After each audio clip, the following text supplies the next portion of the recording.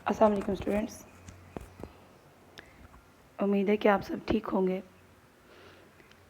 आज हम अपने लेक्चर नंबर 6 में पढ़ेंगे फैक्टर्स किसको कहते हैं। पहले तो हम ये जानते हैं कि फैक्टर्स होते क्या हैं, and then after we can find कि फैक्टर्स निकालते कैसे हैं। फैक्टर्स एक्चुअली जैसे कि आपके क्वेश्चन नज़र आ रहे हैं जो कि मैंने ऑलरेडी लिख दिए हैं। फैक्टर कहते हैं कोई भी दिया गया डिजिट या नंबर, ये देखना कि वो किस टेबल पर कितनी बार आ रहा है, या किसी टेबल को कितना वो कहाँ पर डिवाइड कर रहा है, या ये डिजिट किस टेबल पर कितनी बार आता है, कहाँ कहाँ, उसको कहते हैं एग्जैक्टली डिवाइड करें। जैसे कि आप देख रहे हैं 9 है, हमने ये देखना है कि 9 जैसे कि 9 1 ज़ा 9 इज़ इक्वल टू 9, तो टोटल मतलब क्वेश्चन सॉल्व करने के बाद इज़ इक्वल टू 9 आ जाए। 9 1 ज़ा 9 आप पढ़ते हैं, 9 1 ज़ा 9 मतलब 1 के टेबल पे तो हर टेबल आते हैं, वो टेबल के 1 के अलावा कहाँ कहाँ पे वो वैल्यू वो डिजिट जो दिया गया वो आता है, इसको कहते हैं फैक्टर। अब ये फाइंड आउट कैसे किए जाते हैं वो हम स्टार्ट करते हैं। जैसे कि फर्स्ट हमारा क्वेश्चन है 9, इनके जो आंसर्स हैं वो मैं इनके सामने लिखूँगी। आपने पहले ये देखना है कि 9 किस किस टेबल पे आता है। जैसे कि हम इतनी बार पढ़ चुके हैं 1 9 ज़ा 9, इसका रफ वर्क मैं यहाँ कर रही हूँ। 1 का टेबल 9 तक पढ़ें तो क्या आता है 9, ये इसको एग्जैक्टली डिवाइड कर चुका, मतलब कि इस नीचे कोई रिमाइंडर नहीं आया। अगर रिमाइंडर आ गया होता या रिमाइंडर होता तो ये इसका फैक्टर नहीं होता। अब देखिए हम कह सकते हैं कि 1 और 9 दोनों 9 का फैक्टर है। अब अगर मैं इसको दोबारा डिवाइड, मतलब यहाँ पे मैंने 1 से किया तो 9 आंसर आया, और अगर मैं इसको 9 से करूँगी तो 1 आंसर आएगा कि 9 1 ज़ा 9 और 1 9 ज़ा 9 आंसर तो वही। तो बजाय इसको मैं सॉल्व करने के बजाय मैं इसके करने की मैं इसको डायरेक्टली उल्टा करके भी लिख सकती हूँ, आंसर वही बनता है। ठीक हो गया, पहले 1 पे किया तो 1 9 ज़ा 9, 9 भी आ गया आंसर। अब हम करेंगे नेक्स्ट 1 से आगे क्या होता है 2 2 4 ज़ा 8, 1 रिमाइंडर, तो ये इसका फैक्टर नहीं हुआ। जब कहीं पे आंसर में रिमाइंडर आ जाए, एक कुछ भी आ जाए, कोई भी वैल्यू रिमाइंडर में आ जाए, तो वो उस दिए गए डिजिट का फैक्टर नहीं होता। इट्स मीन जैसे मैंने आपको बताया 1 और 9 दोनों इस 9 के फैक्टर हैं, यहाँ से भी 9 और 1 दोनों इसके फैक्टर हैं। तो जब एक वैल्यू से डिवाइड करने के बाद नीचे रिमाइंडर आ जाए तो जो उसका कोट एंड जो आंसर आता है वो भी उसका फैक्टर नहीं होता। इट्स मीन कि 4 एंड 2 दोनों ही इसके फैक्टर नहीं है। अब हमें आगे 4 से डिविजन, जैसे मैंने 1 से किया 9 आ गया, तो ये अगर आप नहीं भी करेंगे तो भी आंसर 1 और 9 ही आएगा। तो आपको आगे उसे डिवाइड करने की ज़रूरत 4 पे नहीं पड़ेगी, हम इससे आगे 2 से आगे 3 पे करेंगे, बट 4 पे नहीं करेंगे क्योंकि ऑलरेडी हमें पता चल गया। क्योंकि देखिए अगर 2 का टेबल 4 तक पढ़े 8 आ रहा है तो 4 का टेबल भी पढ़ने पे 8 ही आएगा। ठीक है, इसलिए मुझे इसको 4 पे डिवाइड करने की ज़रूरत नहीं पड़ेगी। मैं 2 से आगे चलती हूँ 3 3 द 9, कोई भी रिमाइंडर नहीं। ठीक, इट्स मीन कि 3 को मल्टीप्लाई किया जाए 3 तक, या 3 का टेबल 3 तक पढ़ा जाए तो क्या आता है 9। तो अभी देखिए जैसे मैंने पिछले क्वेश्चन में किया उसको उल्टा कर दिया, अब मैं इसको उल्टा करके लिखूँगी तब भी 3 मल्टीप्लाई 3 ही होगा। जब भी कोई वैल्यूज़ डबल आ जाए तो आप उसे एक टाइम ही लिखते हैं। देखिए 3 मल्टीप्लाई 3, अब मैं इसको 3 मल्टीप्लाई 3 दोबारा तो नहीं लिख सकती कि ये वाला 3 है, ये लेफ्ट वाला 3, ये राइट वाला 3। आप डबल वैल्यू को सिंगल एक टाइम लिखेंगे। ओके जी, अब आगे 4 पे जैसे मैंने आपको बताया डिवाइड ये नहीं होगा, तो हम आगे चलते हैं 5 पर।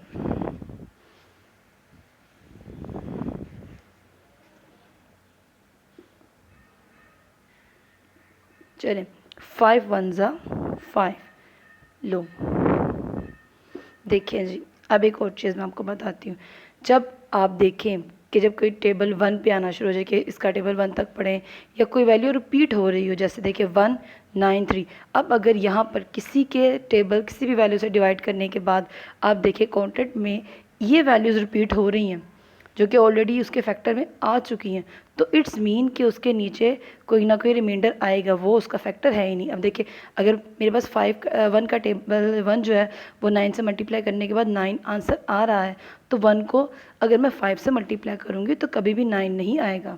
कोई ना कोई रिमाइंडर नीचे वैल्यू आ जाएगी। तो जब आपको ये वाले फैक्टर्स दोबारा रिपीट होने लगे यहाँ पर, तो आप समझें कि ये वाली वैल्यू आपको इससे डिवाइड या मल्टीप्लाई होकर आंसर नहीं दे रही, मतलब उसका फैक्टर नहीं है। सो हमारे 9 का फैक्टर क्या हो गया, 1, 9 और 3। अब हम 193 भी लिख सकते हैं, बट हम चूँकि पिछली क्लास में ही पढ़ चुके हैं कि हमने जब भी कोई वैल्यू लिखनी होती है मैथमेटिकली, तो हम उसे अरेंज करके लिखते हैं, असेंडिंग ऑर्डर या डिसेंडिंग ऑर्डर, हमारी मर्ज़ी, लेकिन मोस्टली हम असेंडिंग में ही लिखते हैं। तो असेंडिंग मतलब छोटा, फिर उससे बड़ा, फिर उससे बड़ा। तो यहाँ पे सबसे छोटी वैल्यू क्या है, 1 and then 3 and after that 9।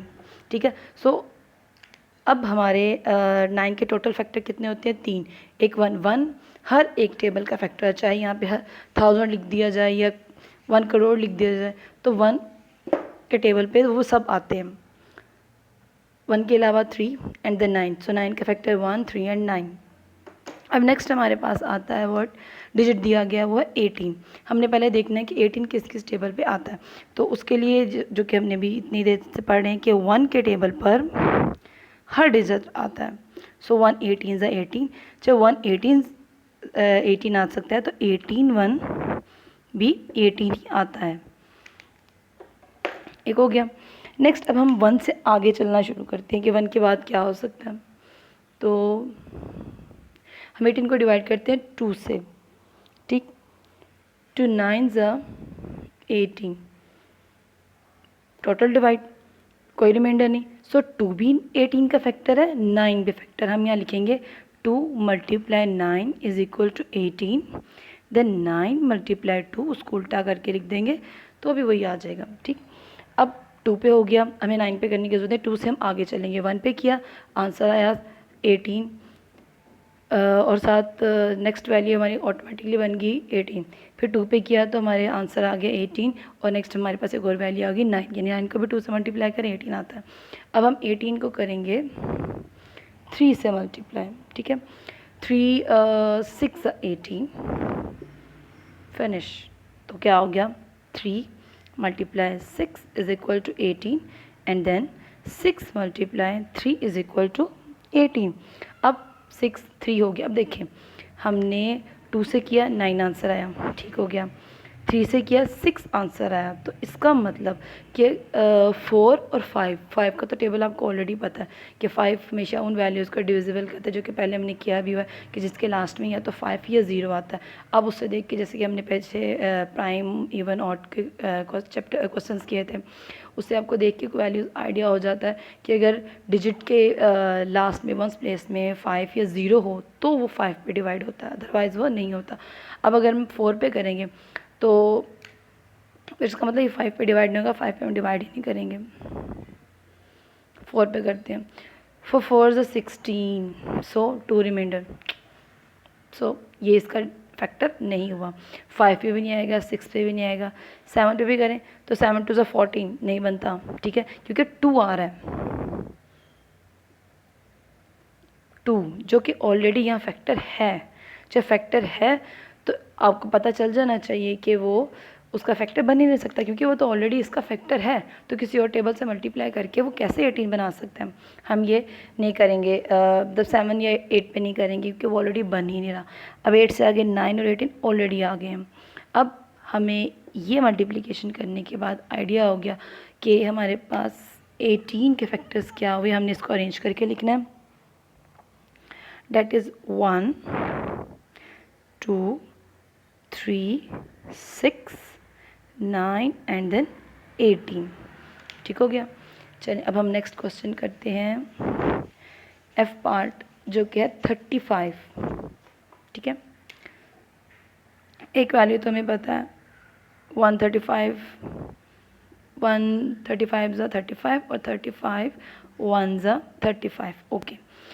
अच्छा जी, इसे हम करेंगे 2 पे। अब देखें ये लास्ट में 5 है। अब हम कुछ टेबल्स ऐसे होते हैं जो कि हमने जब ऑड इवन प्राइम ये कॉन्सेप्ट किए थे, तो वो इसलिए आपको करवाए गए थे कि आप कुछ वैल्यूज़ को देख के आइडिया लगा सकें कि आपकी मल्टीप्लिकेशन का टाइम थोड़ा कम हो जाए कि कौन सी वैल्यू किस पे डिवाइड होगी। अब इसके लास्ट में है 5, ठीक है।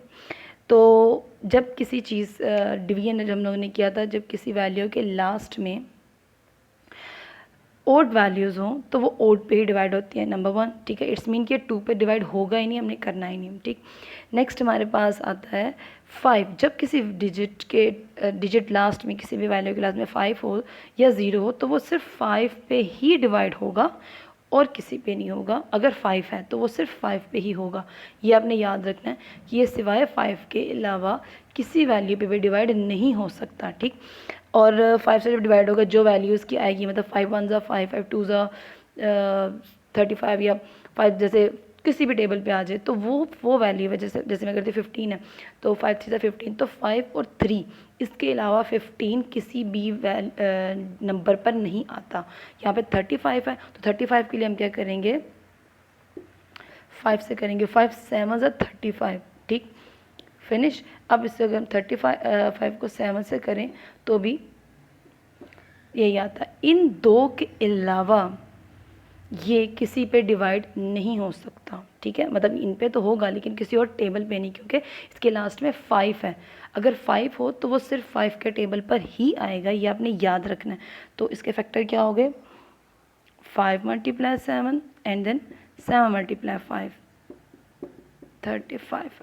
ओके, अब 35 का फैक्टर क्या है, 1, देन 5, देन 7 एंड देन 35। ये चीज़ आपने याद रखनी है कि प्राइम ऑड का जो कॉन्सेप्ट आपको दिया है उसके देखते हुए आपको और डिवीजन बहुत ईजी लगेगी, ठीक है।